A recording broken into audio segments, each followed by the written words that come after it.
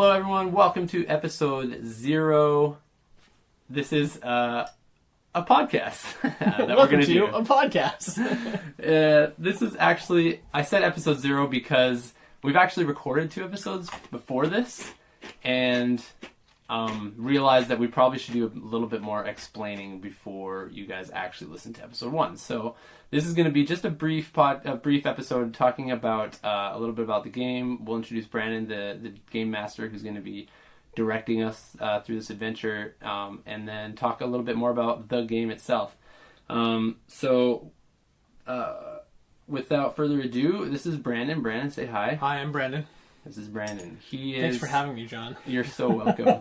And this is also important to note because on the episodes that we've recorded already, this is kind of strange for you because this is the first episode you hear, but it's actually not the first one we recorded, right? So it's going to be a little bit weird to refer to the episodes that we've already recorded, but you haven't heard. So we'll be careful to explain some things. So Brandon and I are roommates. We live in the same place. And we have a roommate whose name is Brendan. And that's very confusing in the upcoming episodes. It's confusing in real life is when it's confusing also. It is. It's confusing in all lives. So if you're confused, that's okay. That's just more true to life. Really. Yeah. Brandon is our DM, our game master, I guess you call it GM. And Brendan is not that. So, and you'll see who he is anyways in the game, but that doesn't matter. So Brandon, why don't you just briefly explain a little bit about how you got into role-playing games and kind of I don't know, what games you've played, and just explain a little bit. Yeah. So I have enjoyed roleplay gaming since I was probably, I want to say 12 or 13 was probably the first time that I played a role-playing game. I had a friend that grew up about a block away from me. He's still one of my closest friends. That his older brothers were into nerd culture and played Dungeons and Dragons and played, not Dungeons and Dragons, but actually a game called Palladium Fantasy, which is very much like Dungeons and Dragons, but uses a slightly different mechanical game system. Mm. And this friend of mine, his name's Hugh, he got just a bucket load of books for Christmas one year.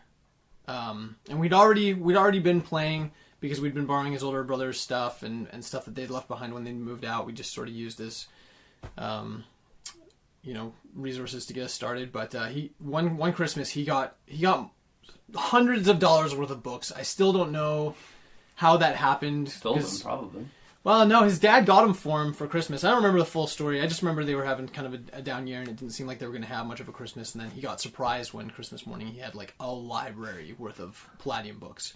So they were the main books, and then all the supplemental materials. And for a lot of my youth, we did our best to go through those books and digest them and play rules lawyer on each other and kind of find the exploits to be the biggest, most powerful characters, and then we'd build campaigns and characters based on those.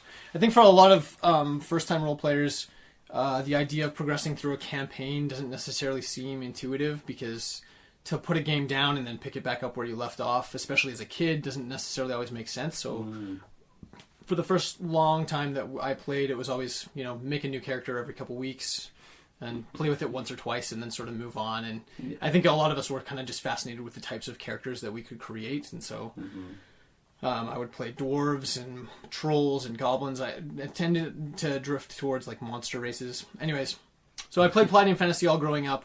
And it wasn't really, I was sort of vaguely aware that the people who made Palladium books had other game systems. And to sort of describe that, what I mean by that is that Palladium Fantasy is a role-playing game like Dungeons and Dragons that takes place in a fantasy setting with swords and wizards and magic and all these different sort of fantastical qualities that you find in Lord of the Rings or similar fantasy novels.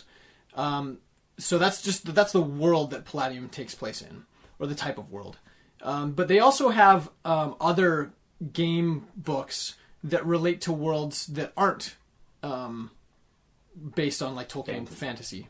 So they have, for example, a futuristic role-playing game called Rifts, and it's made by the same people. It uses the same characteristics and attributes to describe characters. It uses the same basic rule system, but then it includes rules for things like shooting lasers out your butt and and so it has all these different technological aspects as well that they have additional rules for, and then they have entire source manuals that describe this alternative sort of futuristic science fiction world. So I was sort of aware that Palladium had other games, and as I got older, we started investigating some of those other games too. They had weird contemporary ones that are based on sort of like a superhero universe. So they have one called Heroes Unlimited. They had one that was really briefly existed that they licensed Teenage Mutant Ninja Turtles, and they had a role-playing game that was specifically built around building mutant superhero characters, essentially. Which you own. Which I own. Which yeah, is which awesome I own. For some reason. It is pretty awesome, and it's really nostalgic for me, and so I think my history with role-playing games goes back a long ways.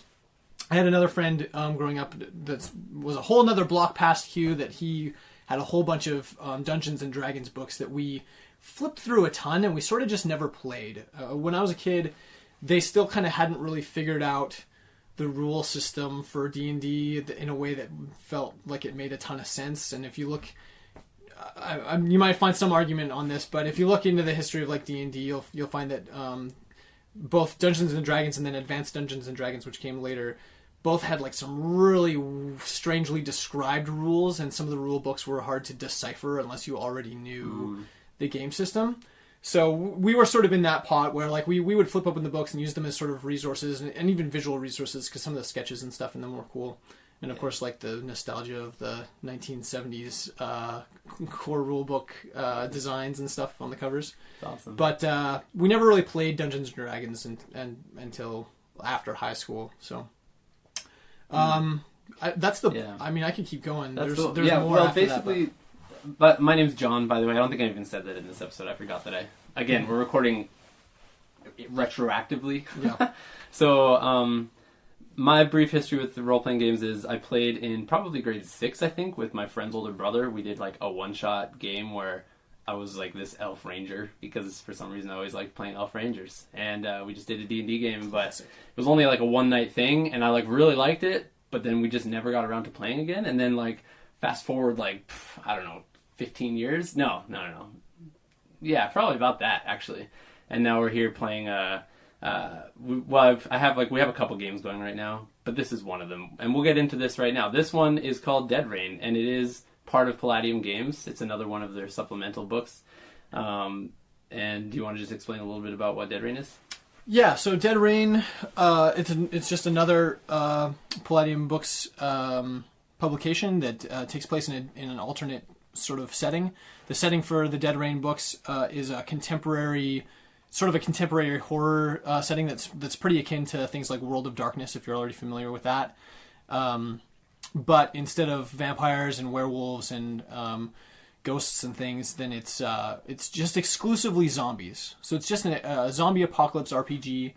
All the writing in the core rule books sort of talks about inserting characters into a world in which 5 months previous to starting the game, there was some kind of a zombie apocalypse, and like a viral outbreak.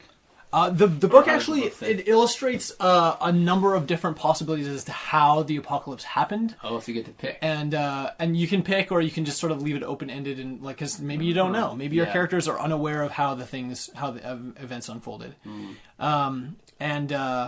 It's kind of an interesting thing, and I think that sort of with the popularity of things like The Walking Dead and different sort of comic books and TV shows. Mainly The Walking Dead. The Walking Dead. There was kind of the zombie craze that was going for a little while. But I think it was just mainly The Walking Dead that spawned it all, right? I'm trying to think of what else it was. But The Walking Dead was a comic book, and then they're all graphic novels. And then the TV show. That turned into TV show, yeah. Once it hit TV, that's when zombies got like super. But even before that, there's been a slew of that's true. like revival zombie movies since like the early 2000s. It's hard to say. The Brad Pitt zombie one, and we're not sociologists. We're not here to track exactly where the zombie craze came from, but it's been happening. Palladium Books is capitalizing on that with an RPG that I think is pretty well written. Yeah.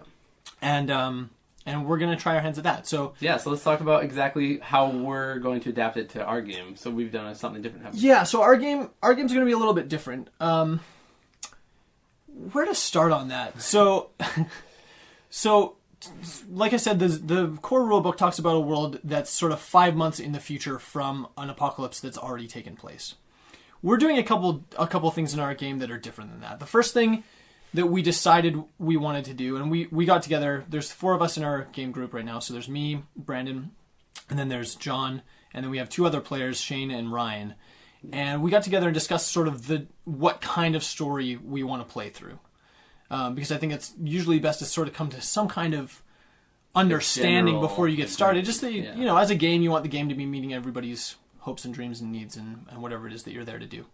And one of the things that we thought might be interesting is to try to play in this apocalyptic setting as the people that we are. So as the game master, I'm not really playing. I show up briefly as an NPC in the game. What's an NPC? Oh, sorry. NPCs. That's role-playing vernacular. Yeah, there's probably a lot of jargon. Non-player character. Yeah. So technically, I am playing myself, but I as the game master play all the characters and all the roles that aren't being played by the player characters, which are played by John, Shane, and Ryan. Yeah.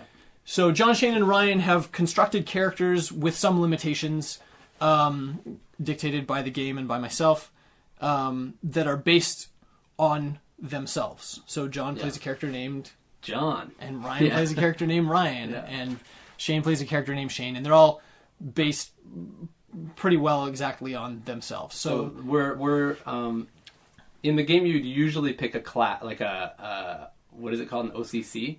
Yeah, so in Dungeons and Dragons they call it just a class, it's a right? Class, yeah. So you can be a ranger, a monk, a fighter, and it basically just talks about it's a character setting that talks about your role as a fighter or what it is that you contribute to a adventure group.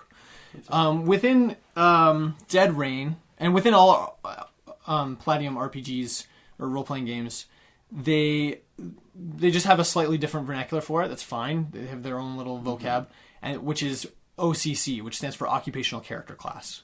So it abbreviates to OCC. It means the same thing as class. It also has class in the name. Yeah, it also has class in the name, which is, you know. It's an OCC. And we've sort of settled on... So, like, what are some of the traditional classes that you would find in Dead Rain that you would pick up? Like, there's a Scrounger, there's a Soldier, a Reaper, there's a Shepherd of the Damned, Houndmaster. There's generally when someone plays this game, they'll take on one of those classes, one of those OCCs as their starting role. But we're doing something a little bit different. So, and this comes from the 2 things that we sort of decided on. So the first being that we decided each character is going to be playing as themselves. So that means the character class that they've landed on is going to be reflective of who they are and the skills that they already exist in real life. The other thing that we decided was that rather than pick up the story from 5 months after the zombie apocalypse, we thought it might be interesting to try to create a narrative where we play through the apocalypse itself.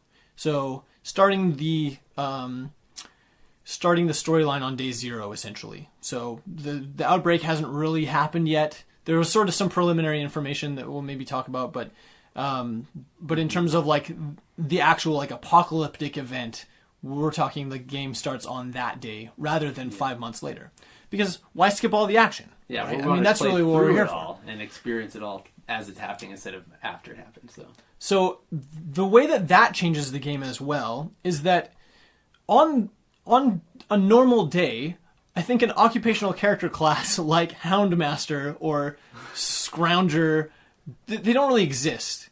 None of the characters that we're playing as that are based on ourselves are already have the skills that are associated with that class. So we can't really make the argument that we know enough information to make us equivalent to those things. Maybe if we knew someone that was like really street tough or like something. Breeding dogs. Yeah, but we're nerds and we sit in basements and play games. So as a result of that, each of the 3 characters, John, Ryan, and Shane, have been instructed to create characters using the Survivor OCC, which very loosely is basically just an average, everyday, contemporary human being. And like you and me. And normally, I think that probably the widest use of the Survivor OCC within this game is probably typically to help create convincingly deep non-player characters. Generally not used to be played as a character. Yeah, so generally, if you're going to make a character, unless you want to give yourself like a really specific set of challenges by essentially making your life really hard.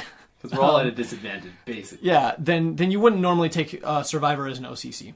So the way that we're going to work through the game, however, is, again, quite a bit different than, I think, a normal Palladium game, or really even just a normal RPG. But because of the changing circumstances that are sort of precipitated by this apocalypse, then as we play, then eventually each of the characters will land on a different OCC.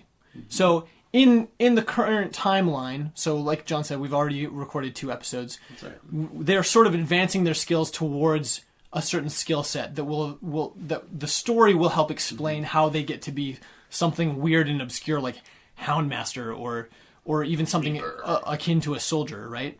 That any of those things, you have to build towards them. And there's a whole mentality that goes along with it too that we'll have to role play through. Why don't we go ahead and say what our current classes are? Like, because even though we're survivors, we also have sort of like an OCC. So that's specialized version. That's the funny thing about the Survivor OCC, and this is different than anything I've encountered in any other Palladium game. And I think it's actually pretty cool. Is that the Survivor OCCs there's like a table, there's like a job table. Yeah. That you can describe their occupation and the skills that they have as a result of that occupation, the occupation that they had before the apocalypse broke out. So again, this is only 5 months past in the main books, so some of those skills might still be applicable depending on what technologies and things are available in the area. So rather than have them roll on the table to determine, what their OCC subcategory job specialization, then we just had them go through and find the one that was the closest to what it is that they do in real life. For example, I work in the transportation industry, so I became what is it? It was a driver. It was a professional driver. Professional driver, sub OCC basically is what it would be. And so along with that, it gave me a whole bunch of skills. Basically, like I would have a driving skill. I'd have like a physical labor skill. I'd have like light auto mechanic skill. There's like a ton of they sound kind of mundane skill lists that we all have. Ryan is just graduated from like software development, so he's got like a whole bunch of these techie skills that go along with him, like computer usage, computer programming. Yeah, just like a lot of the sort of stuff that we take for granted, but that if he ever has to make a skill check on, he's sort of the tech guy. Yeah. John's sort of the vehicle guy. And Ryan was so there's actually one in there for a student. So Shane's because he's still in school, so there's like a whole bunch of things that a student would particularly be good at or excel at in the game, like book learning, research and stuff like that, which also Ryan is really good at. But I forgot what I was going to say about that, but that's okay. So Shane was the one that landed on student. Shane's student. I'm a professional driver, and Ryan's computer software. Yeah, computer software guy. And along with that, as you create your OCC or your character, I guess you'd call it, is that you also get to choose a certain number of like electives. If you think about it in school terms, like you'd pick a couple of skills that you'd be good at. So I got a skill of like skateboarding, for example, which is actually in the book, which I thought was awesome.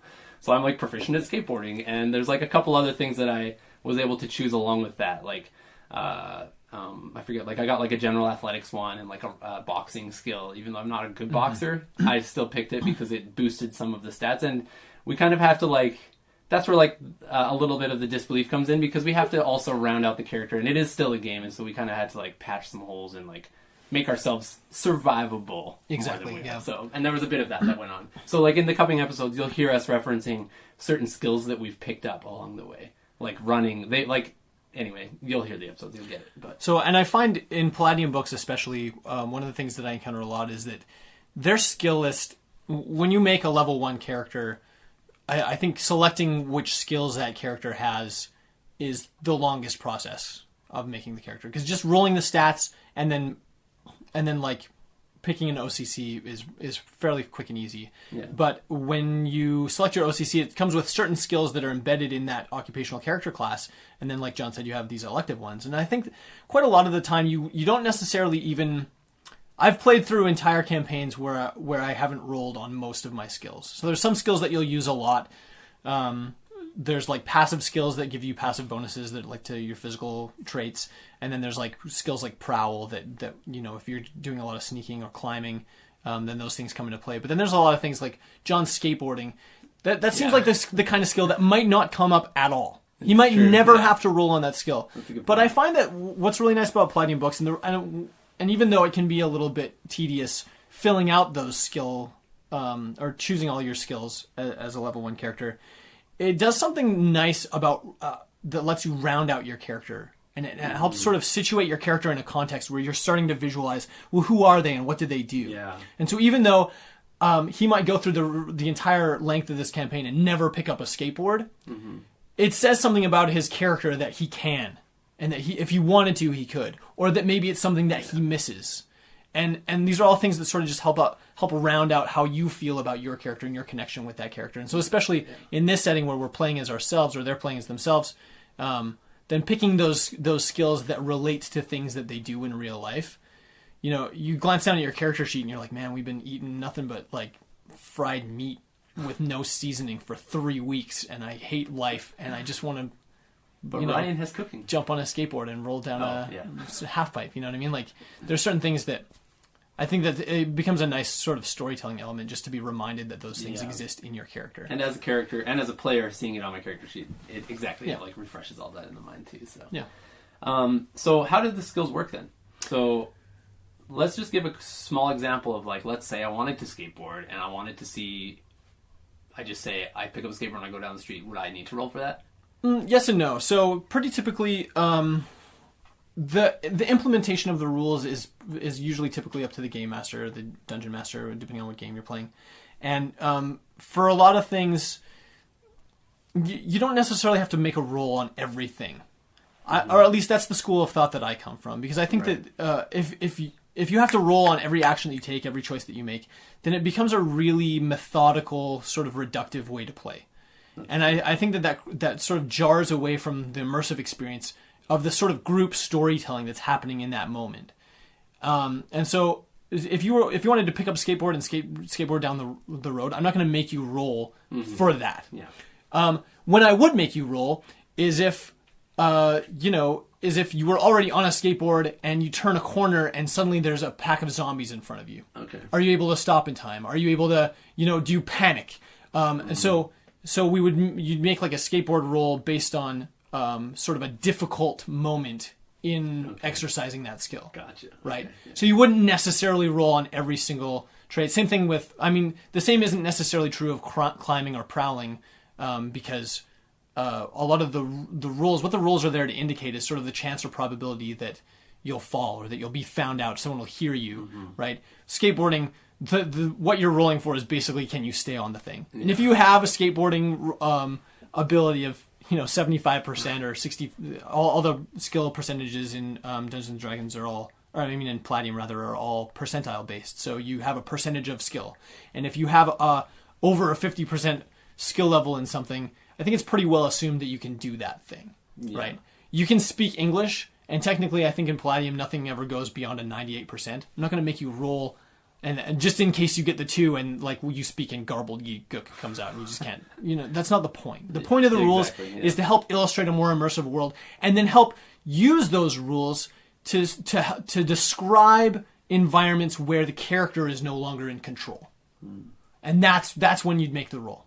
So depending on the situation, I'd make you roll on skateboarding. But if you're just going to roll down the street, we're going to take for granted the fact that you know how to do that because you're demonstrably able to do that thing. Yeah. So does that make sense? It's important to note as well that like we're rolling physical dice in our hands. We're rolling 20-sided dice is generally what we use for the skills, right? That's right. 20-sided dice for skills, and then we constantly refer them as D and then the number of. Yeah, that's a good point. So we say D20 a lot, and a lot of people might be listening and say, especially if you missed this episode and you go into episode 1, you'd be like, "What the heck is a D20? What's a D4? What's a D8?" Yeah. And that's pretty standard vocabulary with any. A lot of people will know what that is. Yeah, with any RPG. But for those that are listening to this and haven't really had a lot of experience with RPGs and they thought they'd sort of hear a cool story, that's what we're talking about when that comes up. So a D6 is a 6-sided die. Which is what most people know. Actually, a lot of people only think there are 6-sided dice. That's true, They yeah. don't even know that there's other sided. There's a whole range of polyhedrons. A whole suite and of them. You can roll any of them you want. And in fact, even though there's only, what are there that we use? 6? We use D20s, D6, 6, 12, D4s. 10, 4, 20. What did I say?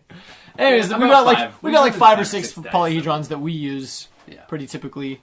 And even some of those we don't use, I'll be honest. But there's more than that, obviously. Like mathematics has a lot of shapes. I don't there think we we go. can get into all that, but No, let's talk about shapes. Just kidding. What about a square, though?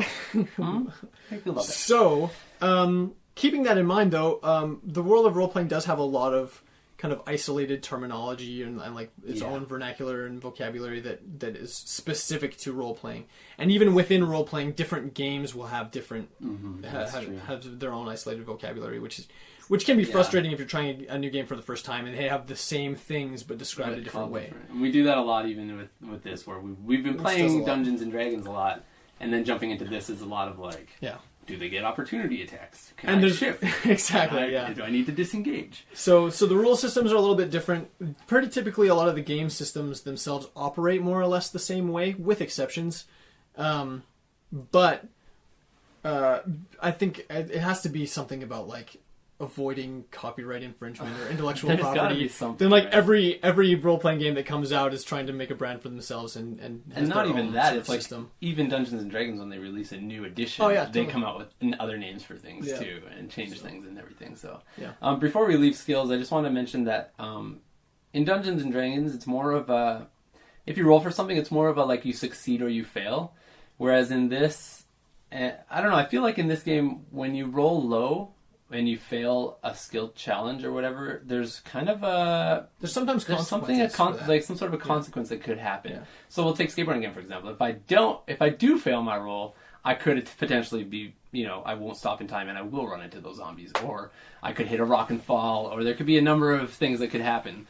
And that comes into play in the coming episodes as well, as you'll see. Not specifically skateboarding. So I'll maybe just sort of provide some subtext for that. I think that kind of comes from, there's within role-playing game culture, and I'm not going to pretend to know exactly where this started, but it feels to me like it's just always been a thing that, especially when you're making rolls on a 20-sided die, most gamers are sort of familiar with the idea of what a natural 20 is and what that means, and what a natural 1 is. For those that aren't familiar, a natural 20 is when you roll the 20-sided die and you roll the 20.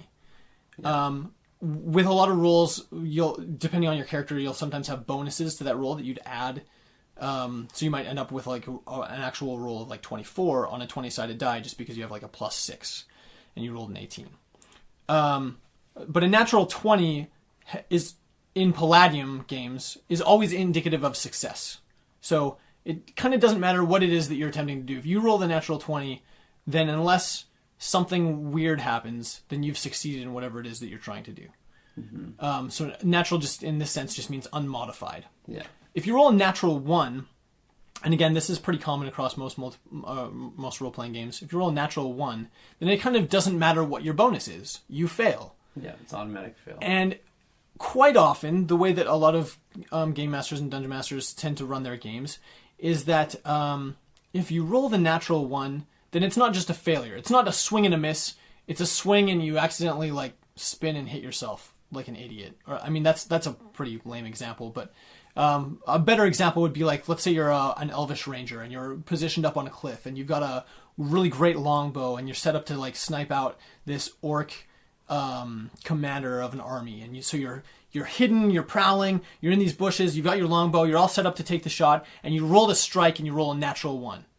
Well, a natural 1 in this case wouldn't be I fired the arrow and I missed the target and hit the tent behind him.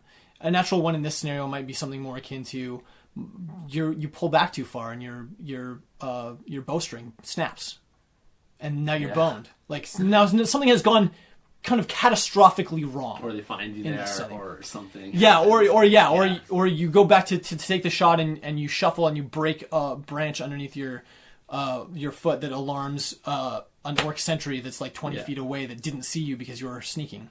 Like, stuff like that. So, and again, just within the game system, it's just a storytelling implement to take into account the fact that the character is not always in control. And in fact, sometimes they blunder, which is true of life as well, right? Yeah. And so you try to incorporate those sorts of things into the game.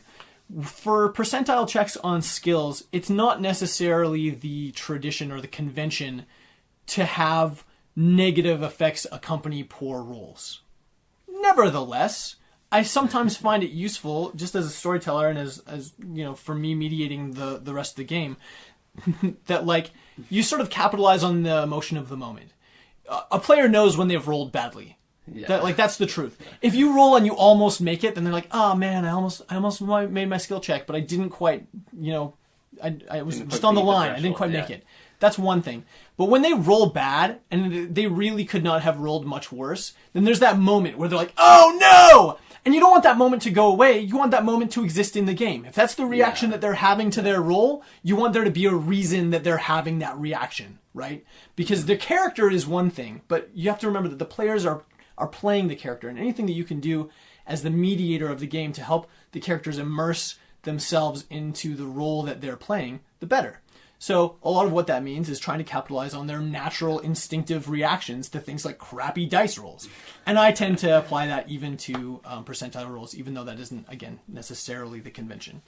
Yeah. Does that sort of make sense? Yes, no, it totally does. I think, again, this is, if you've never played a role-playing game before, a lot of what we just said won't make sense. And it takes a while to wrap your head around the idea of playing as someone else, or in this case ourselves, but you're still playing a game where you have to be talking and acting and like explaining what you want to do. In most games that you traditional gameplay, like board games, card games, you're told what to do. In this, it's like a reversal where you can pretty much do what you want, kind of when you want, as long as the game master, you know, allows it. And even then, it's kind of up to him to do it. But yeah, it's just sort of within the context of the game, the players have the freedom to move and operate however they wish. Mm-hmm. And I think that's a huge part of what makes role-playing games unique. And for me, what makes them special and fun is that the freedom that inherently accompanies a game system that says, we've set up these rules to allow you to do anything you want. Yeah. Whereas every other game system sets up rules to restrict what you can do to provide a context for a game to happen. Yeah. But the game for Dungeons and Dragons or Palladium or any other role-playing game is only as fun and interesting as the players and the game master make it. That essentially what you're engaging in is group storytelling. Mm-hmm. And there's something elegant in the simplicity about that, because since there's no game, or there's not necessarily a game board or anything like that, you have dice, but all the action, everything that's happening, everything that you're interested in and focused on is taking place in your collective imaginations. And that creates a pretty unique environment in terms of like gaming. Mm-hmm. And I just don't think that it exists really anywhere else in gaming, and I think that's part of what makes it interesting to me. Yeah, so, in a way it's almost even though you're playing with a party of people, it's still very it's kind of a very personal way of playing a game, because nobody is imagining exactly what I'm imagining in my head. Everybody in there, even though the GM is telling us kind of what's happening, we're still interpreting what he's saying in a different way, and to me that's really cool, because I don't know, it's just pretty interesting. In Dungeons and Dragons, you have more of you're more able to imagine different things, whereas in the game we're playing right now, we're kind of playing as ourselves in like Calgary where we live, so it's a little bit more of like remembering than imaginating. It's sort of both. I would say it's definitely both. There's definitely both. Yeah, you're sort of marrying both. Things change, and for some reason, it's something pretty special to play. I really enjoy it, and hopefully you will too. I think that this pretty much ties up what we want to talk about, I think, in this episode. So this was episode 0. If you enjoyed this at all, or the idea of this, give episode 1 a try. And if you like that, try episode 2 and continue on. Assuming there's more. We should be playing every now and again. We don't have like a set upload schedule by any stretch of the imagination. This is going to be by the seat of our pants, as some would say. So we'll upload when we get to uploading. But yeah.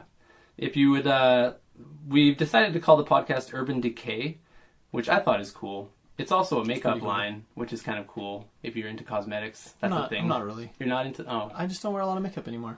Yeah. Anymore? is there something you'd like to share? No, I mean, like, you know. So Urban Decay is what it's called. And you can send us an email if you'd like. UrbanDecayPodcast@hotmail.com. I think we also have a Twitter account. If anyone still uses Twitter, I'm not sure. Which is Urban Decay. You can tweet us at Urban Decay RPG. And we can also get them that way. So, hope you enjoyed this, and we'll see you next time. Bye.